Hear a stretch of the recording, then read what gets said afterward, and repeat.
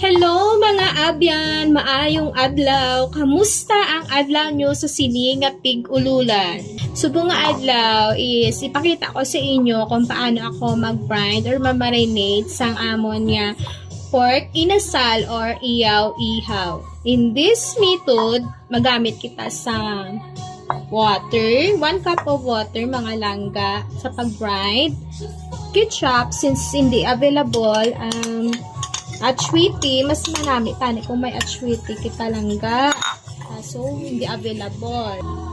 Oyster sauce, calamansi juice. Pag syempre, hindi madula ang aton nga aji ginisa mix from Ajinomoto. Amo gini siya ang permi ko ginagamit sa pag-brine or marinate.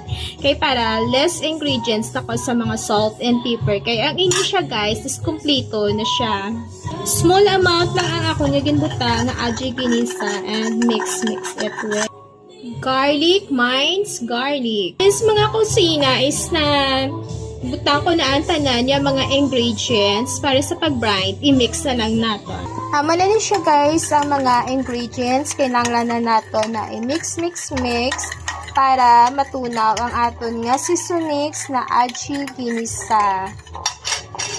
Ano siya ang meat nga akong paggamiton is pork or laman ng pork meat. Since na-mix na nato ng aton nga brine or marinate water, ibutang na niya naton. Amo na niya siya guys, mga kakusina. Marinate lang naton. Ini siya 4 to 5 hours. Since sa gabi pa naman naton siya ilutuon.